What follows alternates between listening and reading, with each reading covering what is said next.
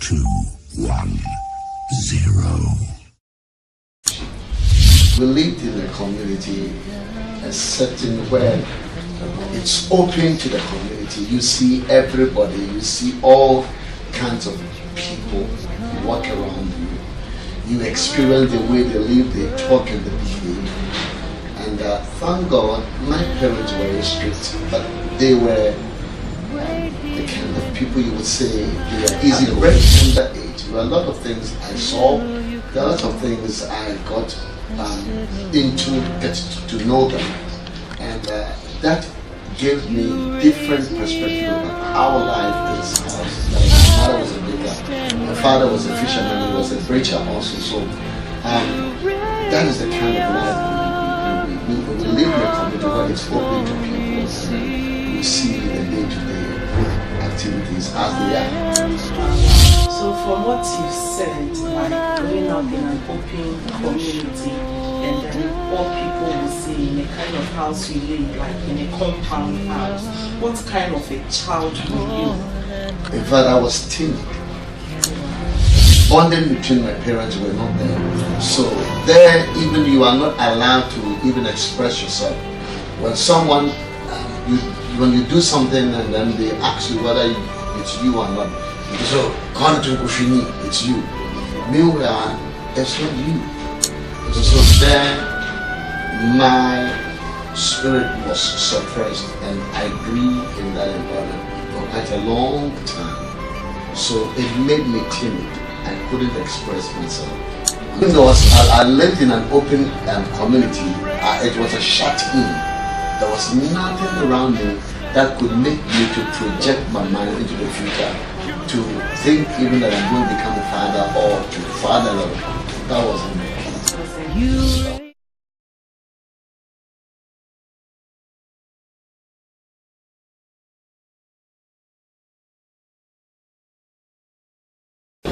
Hello viewers, good evening and welcome to Message of Hope once again. We believe your weekdays was fruitful and your weekend was full of hope. You are welcome, and we believe by the end of today's episode, your life will turn around for the better. You will live a brighter life, you will live a better life, and you are going to live a bigger life. This evening we are very much honored and we are very much privileged to have in our midst the Bishop of Western Region. He is the father of the land, and we are so much honored. I don't know how to say it, but only God knows how honored we are to have such great man of God in our midst this evening. Ladies and gentlemen, our cherished viewers, we have in our midst the General Overseer of Living Praise Chapel International, Bishop Israel Duke Ackon. Daddy, you are welcome. Thank you. Welcome to Message of Hope. We are very much happy to see you. We are very much grateful to have you in our midst. You are welcome once again. Thank you once again for hosting us on this program. Thank you, Daddy. Okay, Daddy, this is Message of Hope, as you know already, and we want to talk to you and see how your life can affect our generation and how through your life can give hope to the hopeless. So we will start on today's episode by wanting to know, who is Bishop Israel Duke Ackon? Bishop Israel Duke Ackon is a Christian who is a father to many children, married to Diamond Duke Ackon. Powerful name. Basically, I'm a person who wants to be simple. The way I carry myself, and I want to be seen simple, approachable, accessible, and I believe also in making people feel so important, because they are. And I'm somebody also who believes that every human being must be given the opportunity to express themselves and to be who they are. That is what I am. Viewers, from what our father said, you could see he's indeed a father, not a father to few people, but a father to many. So Bishop, please, what kind of home did you grow up in as you were born? Like, how was your childhood days like? Well, I was privileged to be raised by my parents, both of them together. Okay. My siblings, 5 of them, 2 girls and then 3 boys. And our environment was of different kinds. We grew somewhere outside this nation and as well as within the nation. We lived in a community, a setting where it's open to the community. You see everybody, you see all kinds of people walk around you. You experience the way they live, they talk and they behave. And thank God, my parents were strict, but they were the kind of people you would say they are easygoing. And they are people who mind their business. They were concerned about us, as against not being selfish, but they opened us up to society. So at the very tender age, there were a lot of things I saw, there are a lot of things I got into, get to know them. And that gave me different perspective about how life is. That life is opened and it's not where you are hemmed in and kept indoor, but it's open because we're not staying in what you call it, a bungalow type of thing, but an open community where you can walk out and come in and get mingled up with people, talk with friends, talk with relatives, and all kinds of people that walk into our house, because my mother was a baker, my father was a fisherman, he was a preacher also. So that is the kind of life we live in a community where it's open to people, and then you see the day-to-day activities as they are. Wow. So from what you've said, like growing up in an open community, and then what people will see in the kind of house you live, like in a compound house, what kind of a child were you? In fact, I was timid. Wow. The very beginning, I lived with my parents, but I shifted over to live with my uncle. The liberty and the freedom I had with my parents was short-lived. I came to live with them. There, they were good, but then I felt sort of hemmed in. I couldn't express myself as I would with my parent. And here, because I wasn't really of their own, you could see, you could sense that there is distance. Even though we lived together, there was distance. Everything was going on well, but emotionally and psychologically, that fear and bonding between my parents were not there. So there, even you are not allowed to even express yourself. When someone, when you do something and then they ask you whether it's you or not, you just say, it's you. Okay. Meanwhile, it's not you. And so there, my spirit was suppressed, and I grew in that environment for quite a long time. So it made me timid. I couldn't express myself until I got born again. Wow. You will get into that. So from all that you said, did you ever imagine in your life, like through your timid days and through that uncertainties, did you ever imagine you one day become a father to so many churches, a biological father to your own children, a spiritual father to so many churches, and a spiritual father to so many men and women of God? But I never imagined that, because the environment in which I lived in, it is like your mind has been veiled. You can live among people, a family, and the way they talk, and they relate to you. They say things that inspires you to see that, oh, I can be. But here, it was like vague. Had no projection for the future, nothing. So my life was sort of a single street.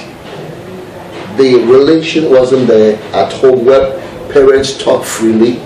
They allow you to talk, and then they say things related to life, and then they tell you that we will become like this in the future.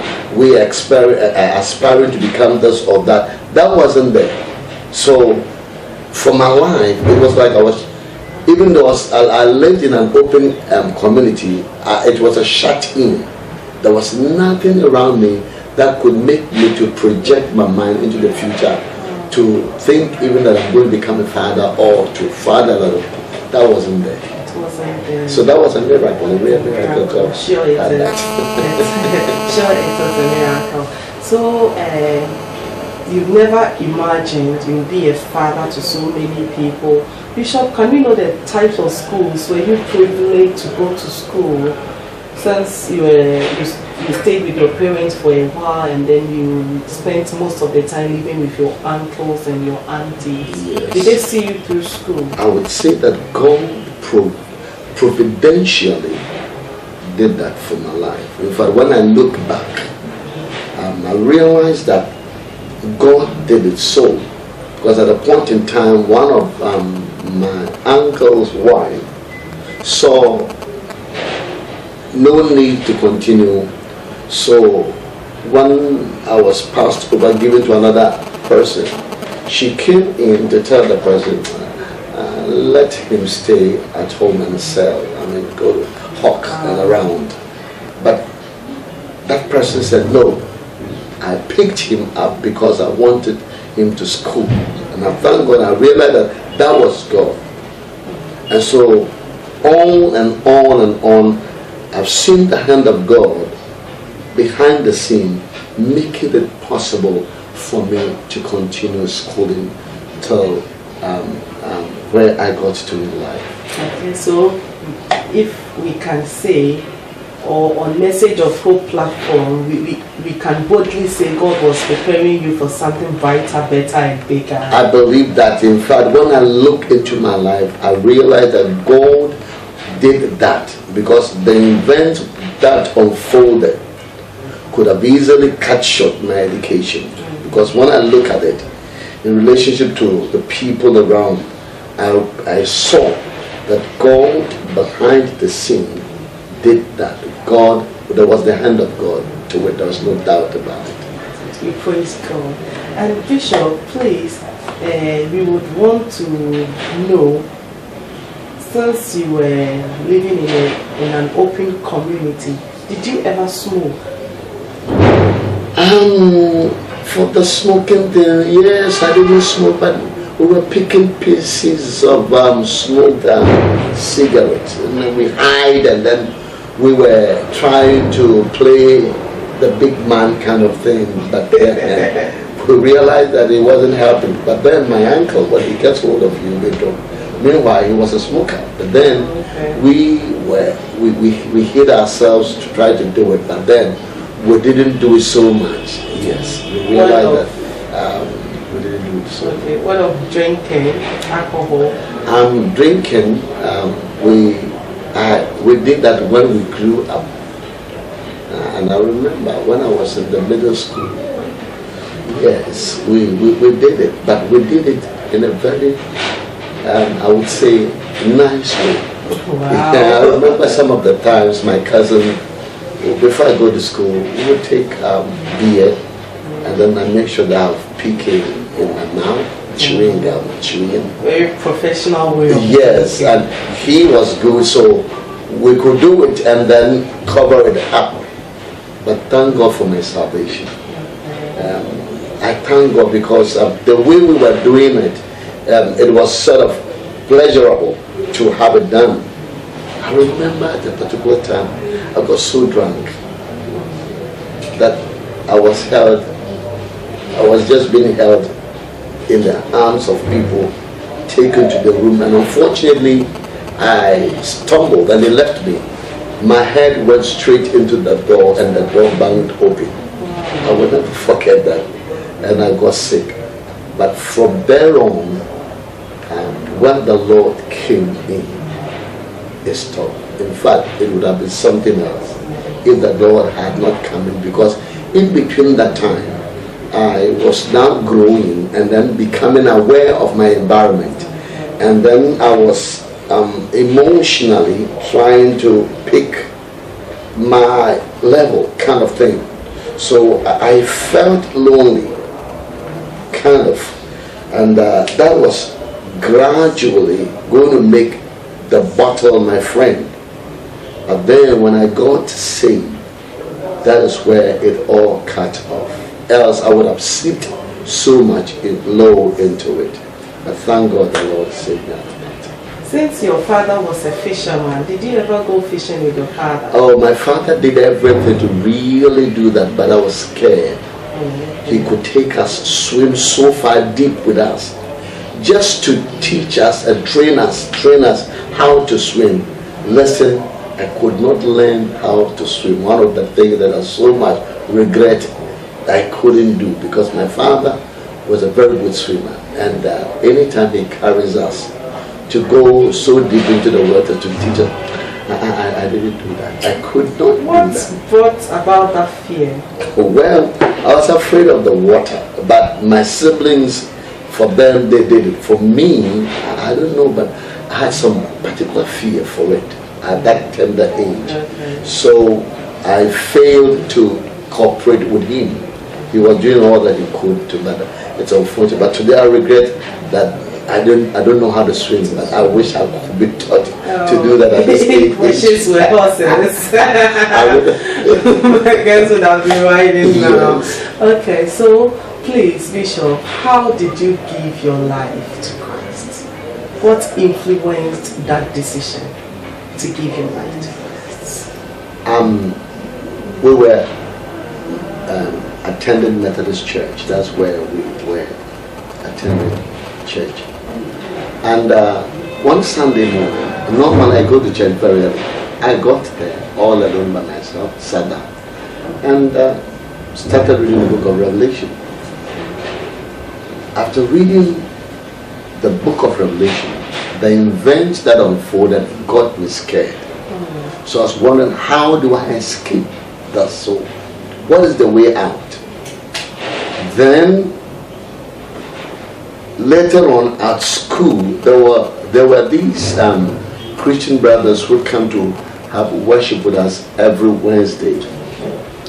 So on that Wednesday, I remember after the worship, an invitation, an altar call was made, and I responded. But then I was so much sick with worldliness, so my mind was vacillating here and there. I had come to the point to realize that I needed Christ.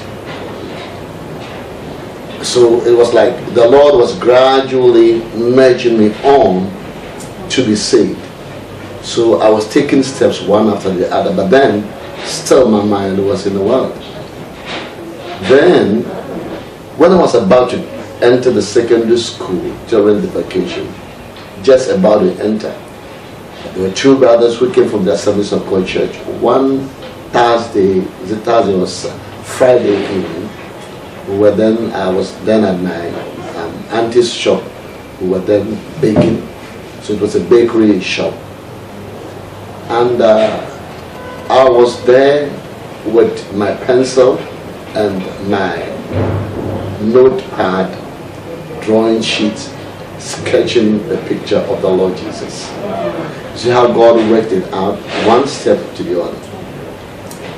So I sketched the picture of Jesus, and this young man came in. When they came in, one of them asked a question. Do you know him? So I went out just talking blah, blah, blah, blah. And he said, do you know that he's the savior of your soul? That was a punch. So I kept quiet. And he went on to talk about Christ, that he died for me and that his death must not go waste. Else, if it goes waste in my life, I will go to hell. I'll find myself in hell. But then the Spirit of God was working on me. So they talked and then they left. That night, it was like, yes, it was hanging on. So that night, when I got home from the store, I had a strong conviction, so strong, about my life. And I will never forget that night. I wept like a baby. The Lord opened my eyes to see the unworthiness, my sins. So I cried. I wept and wept and wept and wept. Till now, I was in a state where wondering if God will forgive me my sins because of the life I led. So I had no assurance. Wept till I slept off. Then, in the dream, whilst I was sleeping, someone appeared, and I know that was an angel. He came to me and asked that, told me, are you still praying and pleading for your forgiveness? I got angry. I said, listen, I'm in a serious business. I'm wanting to know how God can forgive me this sinful life if I can have forgiveness. So there was an argument back and forth. And then he told me, if you don't believe that your sin has been forgiven, the one who sent me is here. So he moved a drapery this way, and I saw the Lord for the first time in my life. Wow. And the Lord looked at me and was smiling, and he was nodding to tell me that my sins are forgiven. Then I got up. So I got up in the morning, a changed person, a new person, telling everybody at home that I met the Lord, I'm saved, my sins are forgiven. I saw the freeness, the peace, and the joy in my life. And thereon, I continued up to today. Wow. Even though sometimes we were backsliding here and there, going back to the Lord has kept us up to this day. That was a glorious encounter. It was a glorious one because basically at home, they saw my life in a local parents some way. They did not believe me. One of my uncles, have a way he looks at me and calls me. But then, when I got saved, they saw it. And the respect accorded me in the same house where I had no respect was so overwhelming. Now, they have to consult me even if they want to cook what fish and all that. I say, wow. So God, that change was so evident. They saw fruit within a short period. And so they started calling me Osofo here and there at home, because at home I had a bad record. Yes, but then I don't know how God worked it out for me. So they so much embraced and accepted me, and it was so glorious. That was one thing God did in my life at that time, 1977 precisely. Viewers, according to Bishop, if you have ever faced rejection before, all what you need in your life is Christ, and the spirit of acceptance will fall upon your life, and you will be there to go. Okay, Bishop, we want to find out your relationship life. What happened before you met Mommy? Have you ever been disappointed, like broken-hearted? Did a lady disappoint you before? Yes, and then no. Oh, okay. I entered into a relationship to marry, but once we were getting on, I realized that it won't work, because the lady wanted to pull out, and I wanted her to stay home. And so it got to a point where the whole thing was getting rough. My auntie could look at me and then tell me, there's something wrong with you now. And I oppose her, there's nothing wrong. I said, no, you are glowing lean. Apparently, they know that I have gotten into this relationship, and they knew that eventually it's going to end up in a marriage. But then they were not so comfortable, too comfortable with that relationship. Because to them, the woman is of a high class. Me, I'm a soft-spoken, and so 2 worlds apart. And so, well, she's a Christian. But then they were not so much comfortable until it got to a point where she wanted to pull out. I wanted her to stay on. And finally, I realized that it wouldn't work. So I decided to pull out also. And this time around, when I pulled out, it erupted and turned into something else, like a scandal kind of thing. And the people of her friends and other people were on me and that kind of thing. I said, no, I remained firm. But in between that period where I withdrew, I had no support. So I was sort of overwhelmed. I was getting depressed, and a whole lot of things were coming up. People were talking here and there and all that. And it got to a point where I nearly was getting so depressed. And I remember there was a time where I was eating banana. I saw myself, something happened, and I looked on the table. I realized that there were pieces of banana I had bitten and then left them. So I said, what is happening? But 3 of them, who did it? And I realized it was me, because I was getting to a point where I thank God the Lord helped me. And I said, no, this mustn't happen. The grace of God helped me. And then it healed. I got out and stayed off till everything was settled. Thank God for one of our church elders, Mama Becky, and then one of my uncles. They strengthened and encouraged me that that's not the end of the world. Remain firm, remain resolute. If you don't, you think it won't work for you. And then my sister's husband, I call him my father, Mr. the late Charles Anson, he also encouraged me, and then I took my stand. 3 of them helped me, and I was firm, and I got back again. So, Bishop, on this note, what advice will you give to our viewers out there who is going through some sort of broken-heartedness, who is going through some sort of disappointment, and then divorce, and the person is depressed, doesn't know what to do, based on maybe my relationship didn't work, my marriage is not working?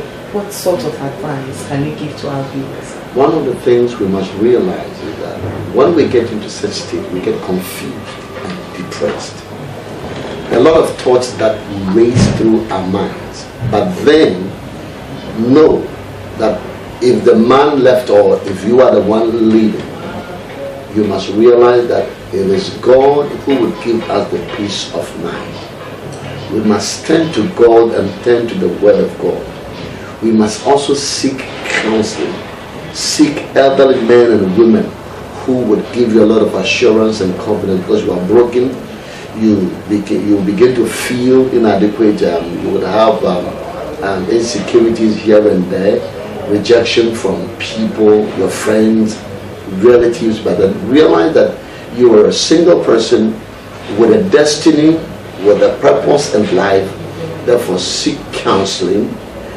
Remain counseled, helped out, but don't try to do it yourself, because at that time the weight of the situation is on you.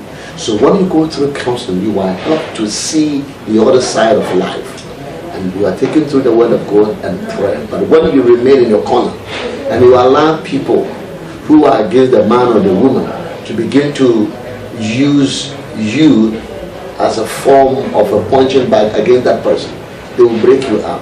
So seek counseling, seek prayer, get into the Word of God, and that will help you. Than trying to do things your own, it won't help. Before we move on to Mommy, did you ever struggle with any sort of sin, like any kind of sin, before you accepted Christ? Like when you was it a particular sin that you were always looking up to God in prayer, God, this thing I don't want, let it be out of my life? Yes, before I got sick, like I said, the drinking was there, womanizing was there. Oh, so Bishop loved women. Oh, there were about 3 or 4 of them in my life, and I realized that it was so, I don't know how to put it. It's stressful.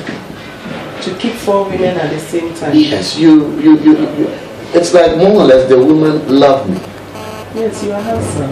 And the way I talk so soft to them, and I know how to handle them.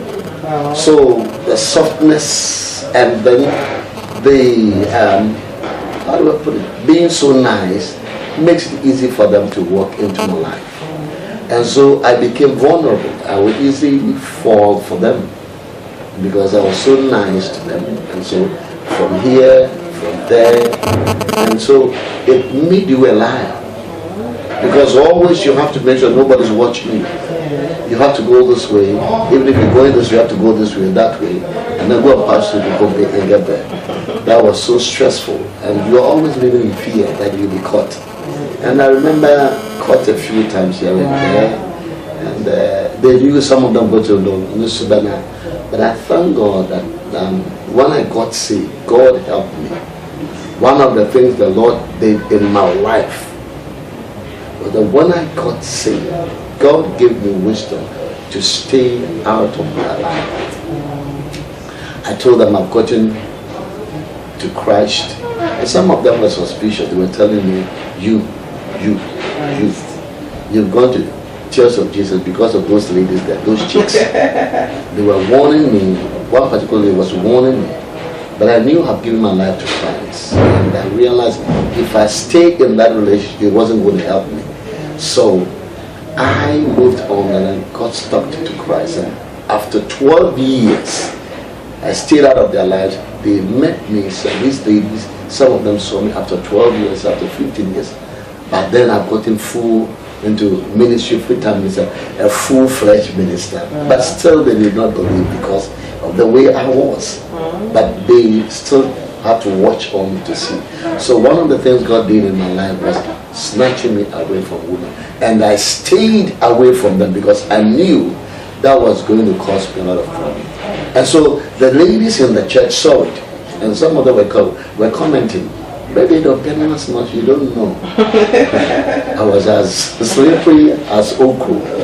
But God helped me along that line. Yes, God helped me. It was difficult, but God helped me. Because some of the times you feel like being drawn back. And then the worldliness was also there. I had wanted to become a pop singer. So I was singing. And sometime before I go to fellowship, I have to sing Bob Marley's song, Peter Tosh, those songs. I was singing them, dance and sweat, go and bake myself, and then go to fellowship. But thank God, one morning in my devotion, I got delivered. So these are the 2 miraculous things God did in my life. Because for going in to be a pop singer, I wanted to be that. And then I could dance. Those days I could really dance. I know how to dance. Oh, I could dance. Not the crack. Before the crack came in, I could really dance with that. So I think that with the dancing and the singing, it gives you that platform. But then the Lord delivered me. That's why I would say that devotion, personal devotion is one important thing that causes you to grow, to overcome a lot of personal sins because you are direct contact with the Word of God and with God. And so these are the things that God did for me. And I'm so grateful. We thank God for that. How did you meet our beautiful mommy? Yes, Mommy was in the church. Methodist Church? No, Living Praise Chapel. Living Praise Chapel. Yes. Okay. I baptized her, saved. When she got saved, she was in the class, the maturity and discipleship class. Discipled her, baptized her, prayed for her to be filled with the Holy Spirit baptism. But then, she was just a friend. There was nothing, but rather her mother was my friend. Okay. Because she had gotten saved as a young lady. And the mother, at that time, mothers were sort of funny when it comes to the born again thing. So me knowing who she is, wanted to get her also to come to the Lord. So I was going to the mother, visiting with them, but there was nothing in my mind as to marrying her. The mother was my friend. So after some time, I started considering looking at her. And I looked at how respectful she was, how hardworking she was, and there were a lot of things about her that really got me into her life. So we were on and then as a friend. But one remarkable statement she made that really made me to really wanted to stay with her was that she said she is not interested in people who are self-made. She is interested in somebody she would hooked on to start life together from the scratch. Because at that time I had nothing. So if somebody is going to make demands, I want a video deck, I want this and that, obviously to put it off. But she said she believes in working from the scratch to work together, live together. So well, as soon as she said that, so well, you are the right woman. Wow. So I just jumped into that, prayed, and one of the things was that I prayed and I had the assurance from God in my spirit. And I told her that I would want her to be the mother of my children. And she also agreed. That is how. That was a beautiful love story. So, Bishop, how many children do you have biologically? Biologically, I have two boys. So I've adopted 4 of them. Wow. 2 girls, 3 girls, and then 1. 2 boys, 3 girls, and 2 boys. So 5 adopted, 2 biological children, and God knows how many spiritual children you have. A lot of them. Sometimes some of them will tell you how they got saved. Some of them will tell you how they will mention, they will bring your attention to a message you preached, how they got saved and how you, so I look around and say, and some of them will tell me, listen, we are serving the Lord because we are still going through the Lord. And that gets me sometimes afraid. I said, the Lord said I did not save. I said, no, we're looking up to you. And sometimes they tell themselves, I'm able to go through all the difficulty, the challenges, and to stay on. Then we can also do it. There's a lot of them here and all over the world, but I can't tell. But then they tell you that is what we will do to them. What influenced you to be a pastor? No. Basically, I didn't want to become a pastor, to be really honest with you. You wanted to be a pop star? Oh, a pop star singer, and then an electronic engineering kind of thing. And so, no, for that, no, I didn't want it, no, because I was making fun of even ministers. I was making fun of ministers, and so I said, no. I said, I wouldn't want to.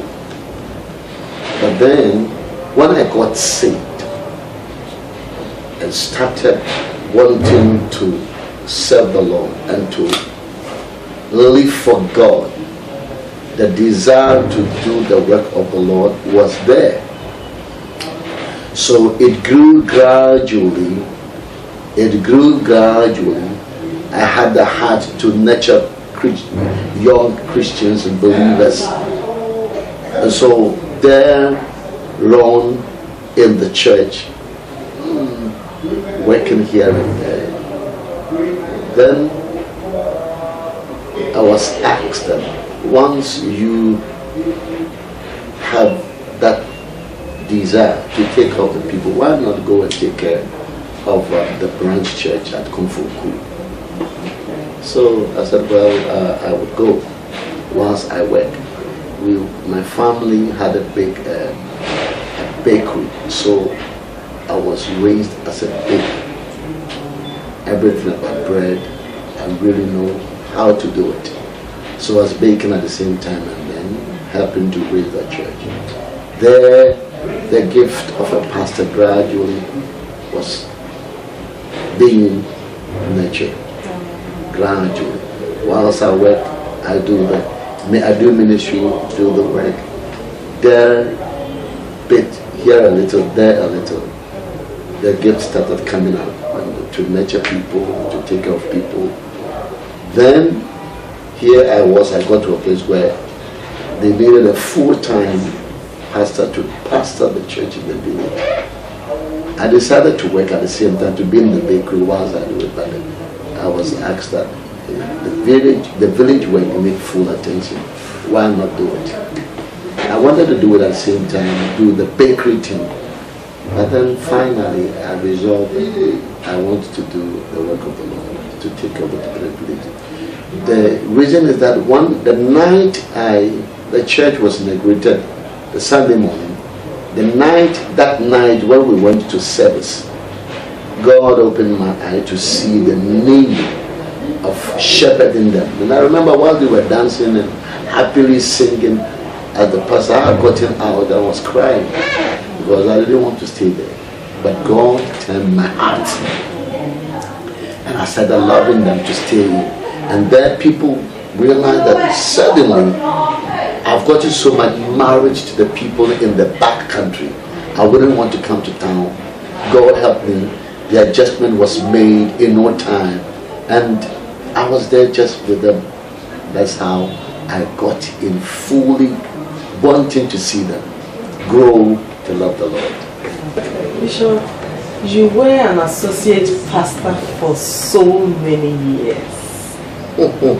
How was it like? Being an associate pastor has a lot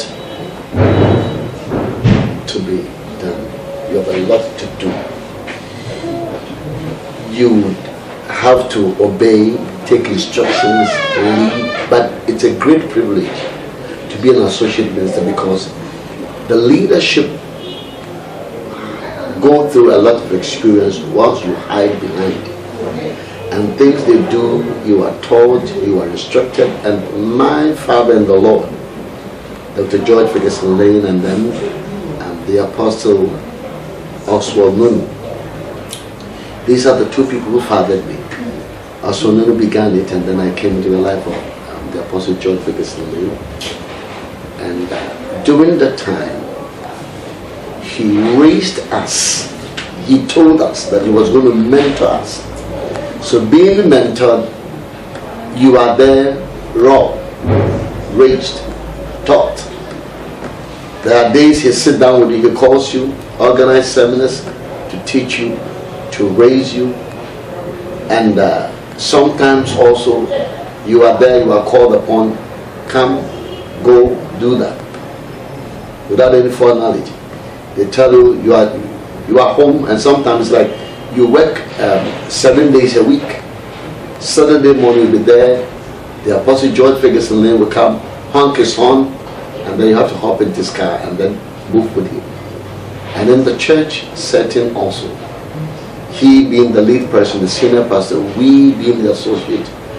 I was responsible as the local pastor, the resident pastor, and I was accountable to him, and whatever goes on, I report to him. But then the challenge in remaining humble, submissive, not going over against authority, sometimes you are given a raw deal, but you must learn to respect and to grow in it, because it's a privilege for you to learn in his tent. He is the called, he is the commission, you have been called. So being in his ministry gives you the privilege to learn the rudiments of ministry, how to do ministry. And one of the things that gave us a lot of blessings was that he would listen to you as you preach, and then when we come to the office, he will straighten you, he will tell you, we don't say it this way, we don't do it that way. This statement you made, doctrinal is not right, this is it, that. And so he kept us on our toe. And then he would get you books when he looks at you and there's something that's lacking, he get you a book to read. Take us, read it. And we have the freedom, the liberty to sit down with him, to discuss things, sensitive things. I mean, everything about ourselves, about him, and to tell us that he's not an angel. But then, as we look to his life, we would see the challenges, the difficulties he's been through, and then a lot of wisdom was poured into our life. And that is not easy to be working. Sometimes you have to go there early. Sometimes I forget about programs and you call me, hey, do you know that I'm supposed to do this? And then he would command you, hey, you have to run here and there. But then the joy and the privilege to them for me to give you the experience is so much. You can't quantify that, but that it's a great blessing to remain on them. You know that elderly ministers also whose life you looked up from afar and relented. Some of them also, you go closer to them and they share things with you. And that has been what has kept us in the ministry today. So for about 20, 25 years, I've been an associate minister. You've been an associate minister for 20, 25 years. Yes, but the temptation was that people coming around to tell me, why not start your ministry, why not do this?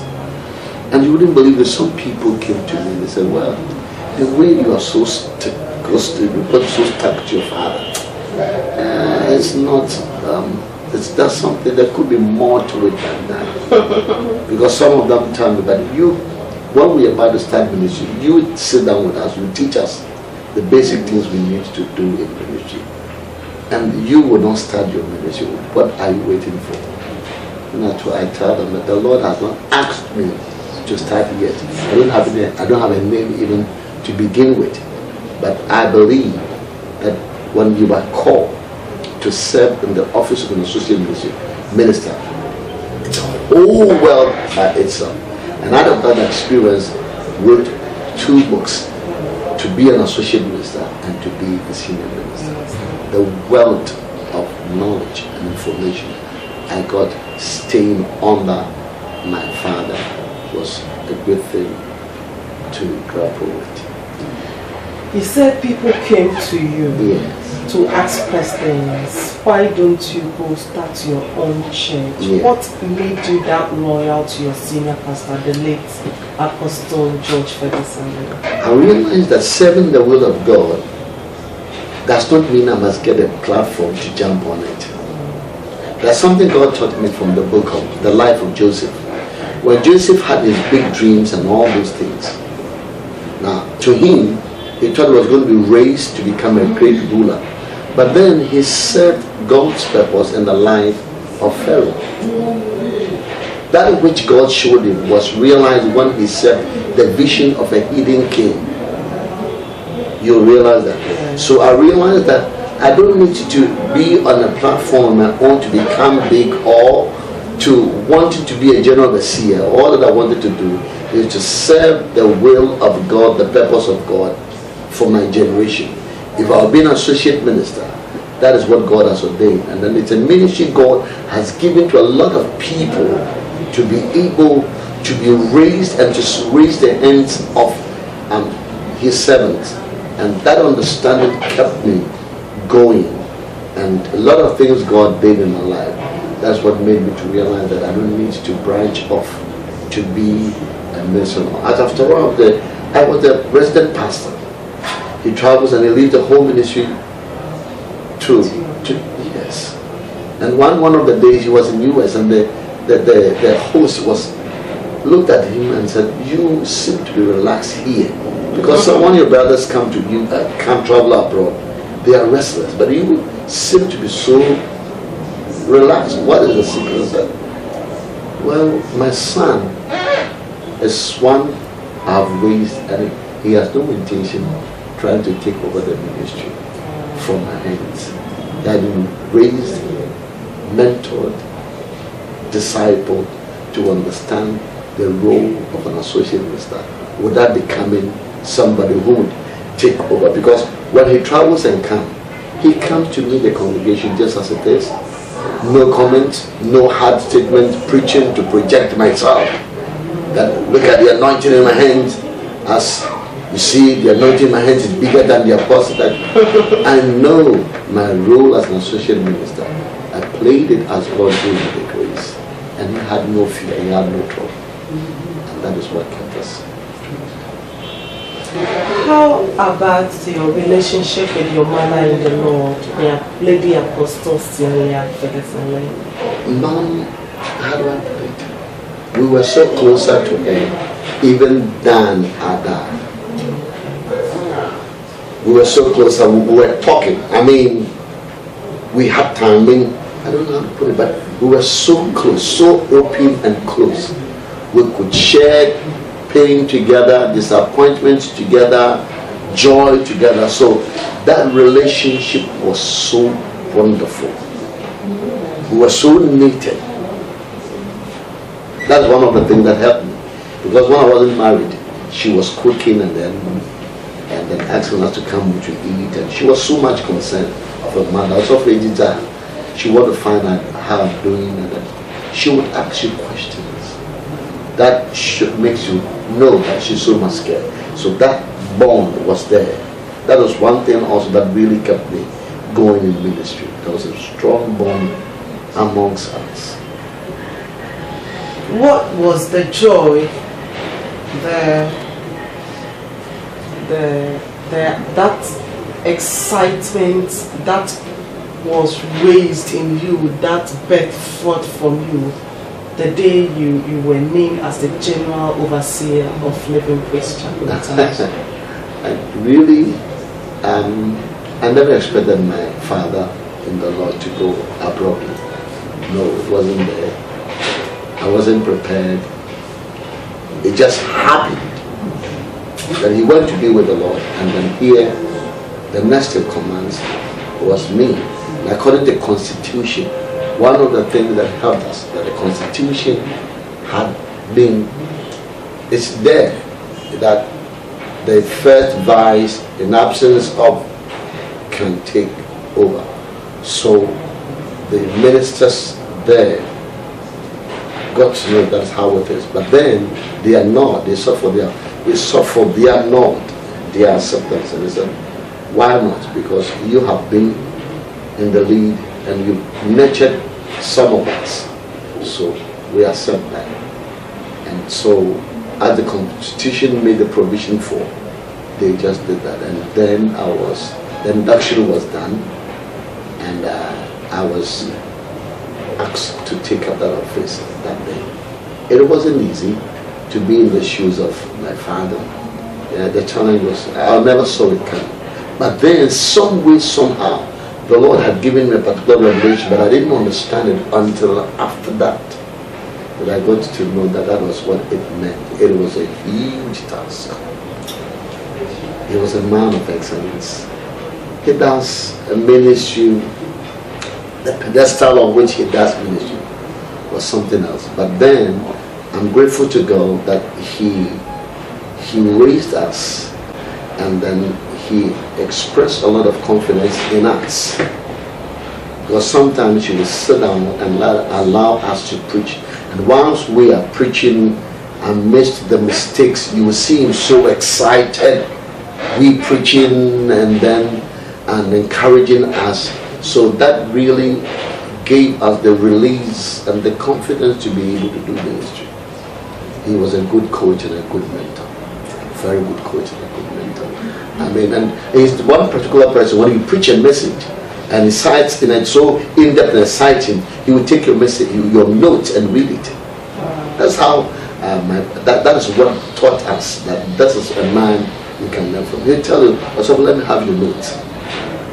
Or he tells you, this one, can I have the notes to look at it? And then this message you preach, I mean, he doesn't feel shy or ashamed. When you preach a message, wow, for him to really comment, he will say that he will tell you that was good, man. And so that is the coach we have.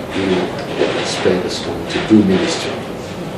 So Bishop, as the general overseer now, of Living Praise Chapel, and the late Apostle George Ferguson Lane left the lady Apostle Ferguson Lane for you to take care of. How is that transition? How is she faring? How is the church taking care of her?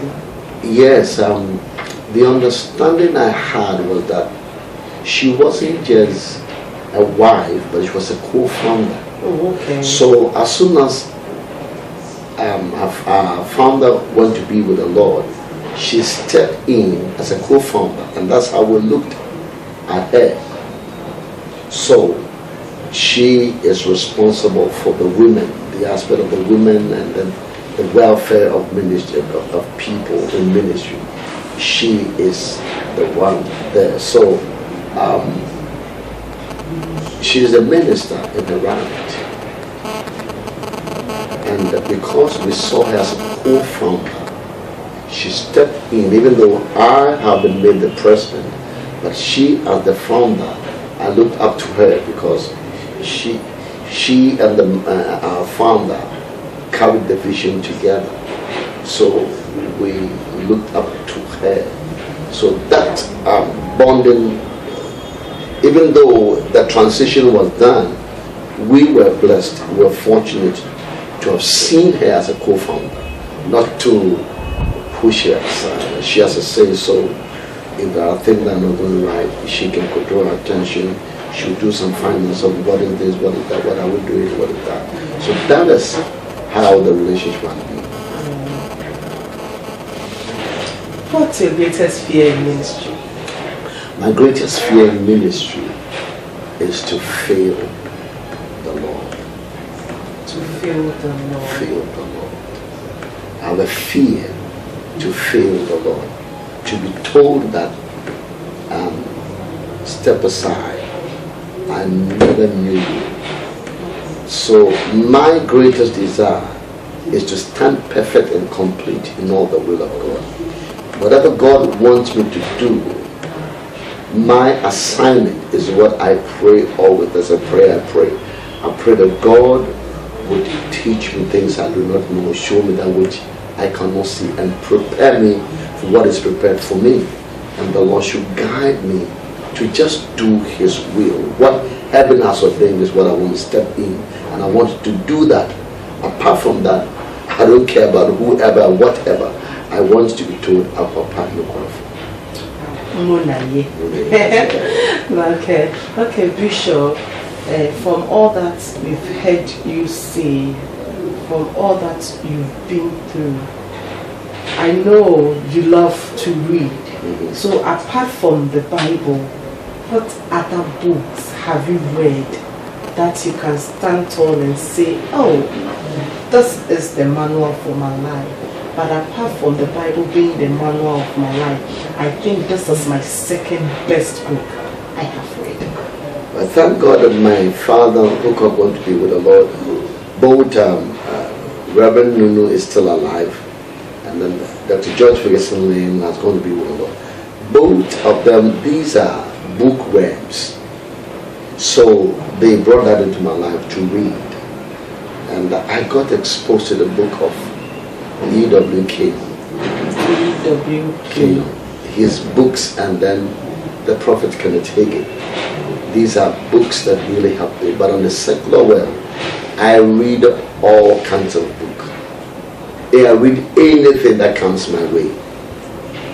Because as a leader, to grow, you must learn to read. So I read anything at all that comes my way. But the books of Kenneth Hagin and E.W. King and Kenneth Hagin has been the good books that have really helped me in ministry. And talking about ministry, what has been your biggest mistake in ministry? Biggest mistake. Well, there are many things I've fumbled in doing. There are times I've taken certain decisions without seeking the face and the mind of God. And it has cost me a lot of pain and trouble.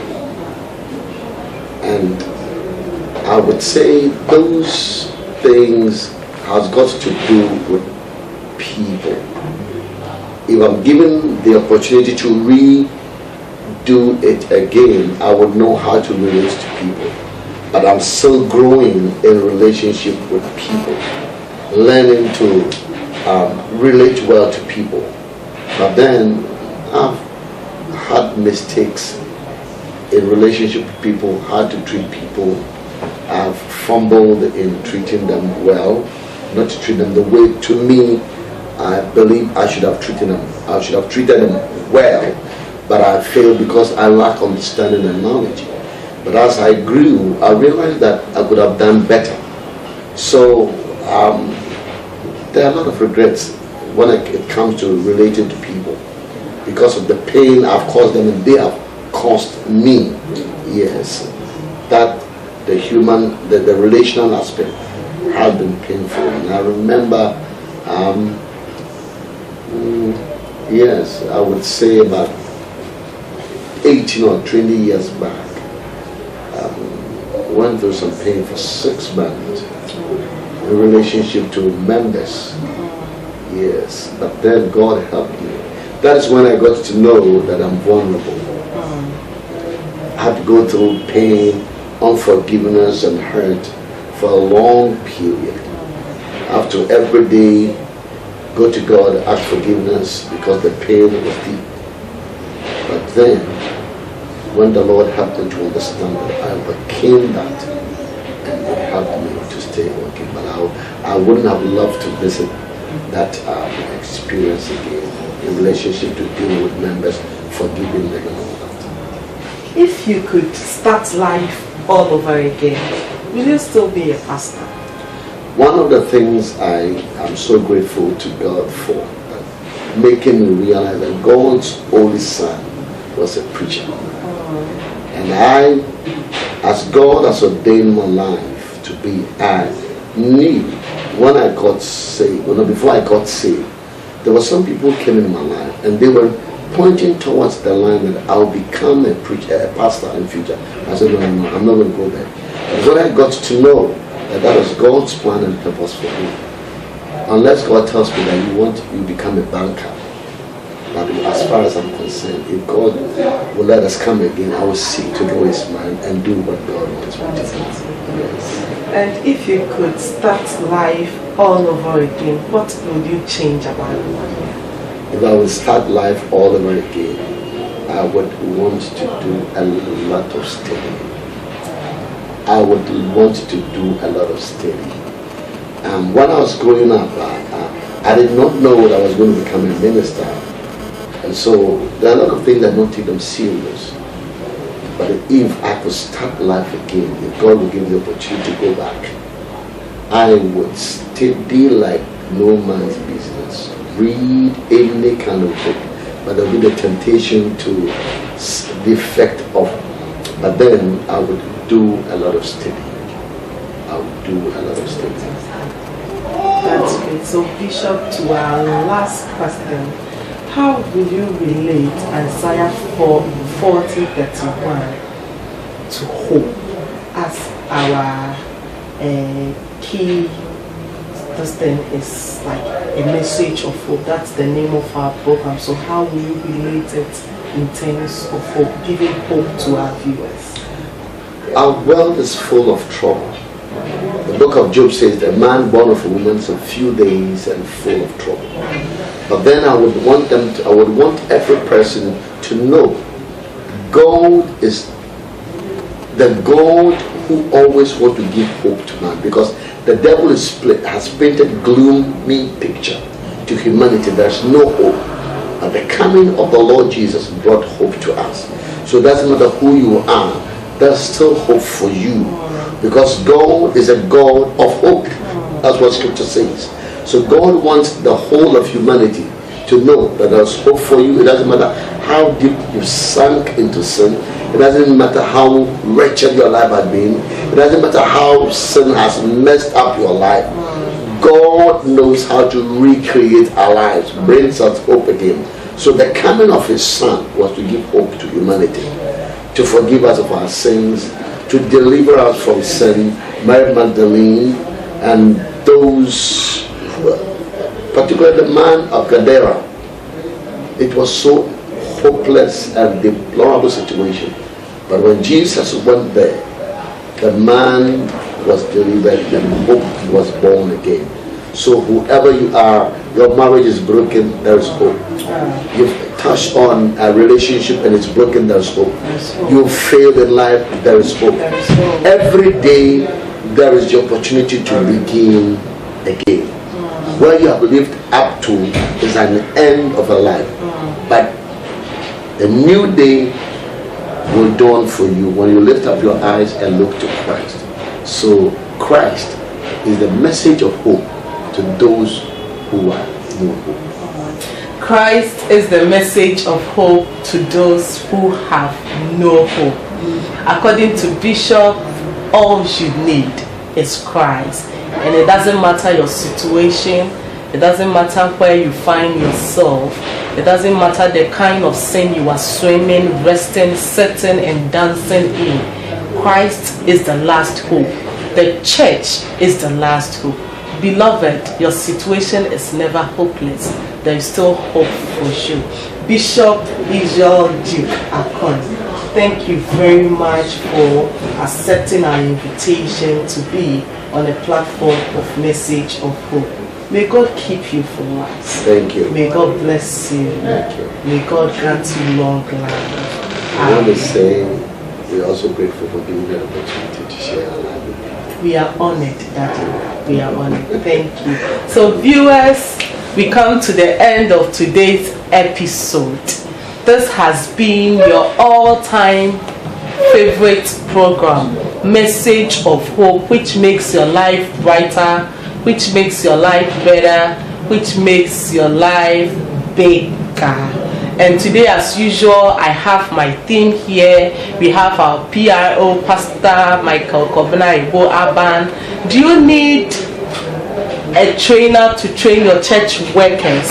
If your answer is yes, then Message of Hope has that person for you. Our Pastor Michael Kobna Ibo Aban can do that job very well for you. He trains church ushers, he trains church leaders, even pastors. So all you have to do is to contact Message of Hope on 0241 607362, and that problem is sorted. We also have our director, Minister Albert Texan. We have our cameraman, Minister Gideon Achu. We have our Minister Ivan. We have Minister Emmanuel in our mess, and we also have Minister Thomas Jr.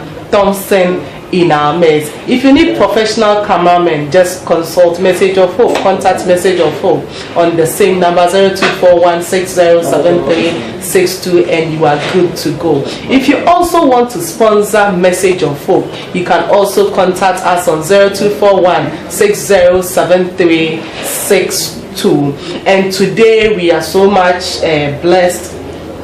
We have our sponsors here. My makeup was made by Glams Makeup inside Marketing White House, King's Court Enterprise. So you can contact Mrs. Nana Ache Kemin on 0243-782679. God bless you for listening and watching Message of Hope. And I believe your situation is turning around for a brighter, better and bigger life. Stay blessed until we meet next week. Thank you. You raise me up so I can stand on mountains. You raise me up to walk on stormy seas. I am strong when I am on your shoulders. You raise me up to more than I